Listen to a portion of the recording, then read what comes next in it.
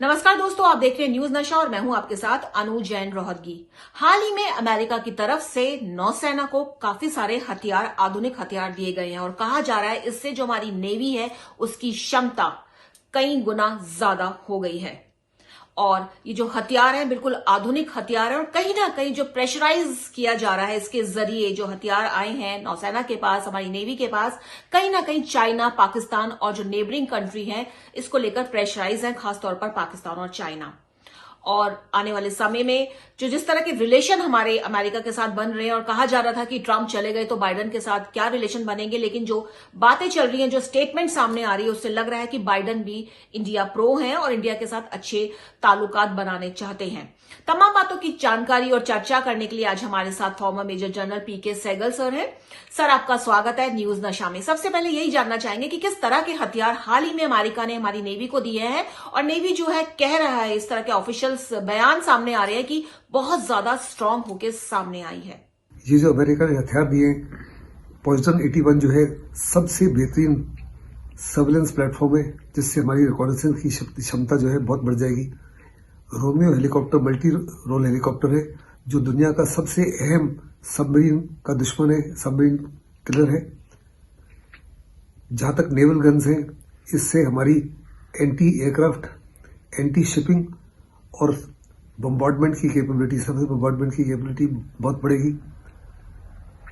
जहां तक predator drones का ताल्लुक है, पहली बार है कि उसको वेट लीज पर भी अमेरिका हिंदुस्तान को दे रहा है।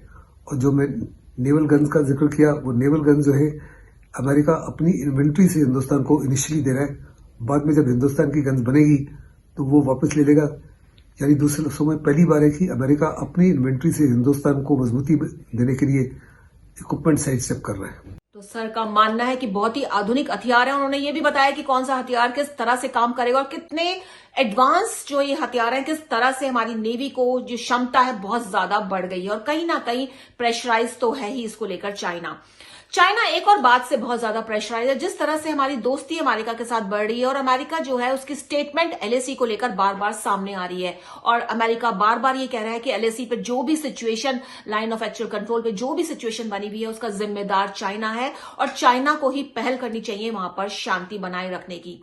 सर, आपको क्या लगता है कि और ऐसे में सर बीच में चाइना जो है अपनी सेना को युद्ध के लिए तैयारी करने की बात कर रहा है, तो सर हमारे रिलेशन अमेरिका से अच्छे हो रहे हैं जो चाइना को पसंद नहीं, और चाइना धमकी दे रहा है अपनी सेना को, कह रहा है कि युद्ध के लिए तैयारी कीजिए। और आपको पता ही है, सबको पता है कि युद्ध की तैयारी का मतलब है वो इंडिया की तरफ इशारा कर रहा है, सिचुएशन जो डेवलप हो रही है।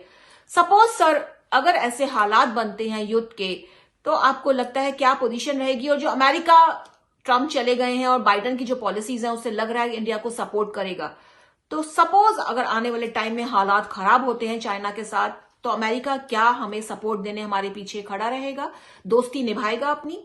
चाइना साउथ चाइना सी, ईस्ट चाइना सी और एलएसी को निगाह में रखते हुए बड़े पैमाने पर अपनी फौज को तैयार होने के लिए कह रहा है। वास्तव में चाइना जो है काफी ज्यादा चिंतित है साउथ चाइना सी को लेकर और कुछ हद तक एलएसी को लेकर।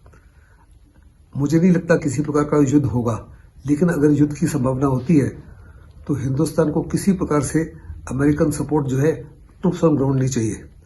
हिंदुस्तान चाहेगा कि अमेरिका वेट लीज पर हमको वो मिसाइल्स और वो हेलीकॉप्टर्स और वो ड्रोन्स दे जिसकी हमको आवश्यकता है।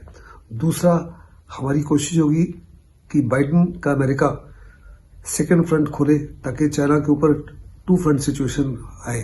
साउथ चाइना सी में चाइना को चुनौती दे या इतना जबरदस्त प्रेशर बढ़ाए कि चाइना जो है मजबूरन अपने आप को पीछे हटना पड़े जहां तक एलएसी का ताल्लुक है। पीके सहगल सर का कहना है कि इंडिया को किसी भी तरह की जरूरत नहीं है अमेरिका की हेल्प की, लेकिन हाँ अमेरिका एज ए दोस्त, एज ए फ्रेंड होने के नाते सेकंड फ्रंट खोलना चाहिए उसको। साउथ चाइना सी पर प्रेशर बनाएगा, चाइना पर और तरह से प्रेशर बनाएगा जिससे चाइना दबाव में आए। लेकिन यहाँ पे उन्होंने साफ किया है कि इंडिया अपने आप में बहुत ज्यादा सक्षम है, उसको हथियारों की जरूरत है, आधुनिक हथियारों की, और वो हथियारों से अमेरिका से भी मिल रहे हैं। और हाल ही में वो रशिया से बहुत ज्यादा हथियार इंडिया ने लिए हैं, हमारी आर्मी ने लिए हैं रशिया से बहुत ज्यादा हथियार जो बिल्कुल आधुनिक हैं।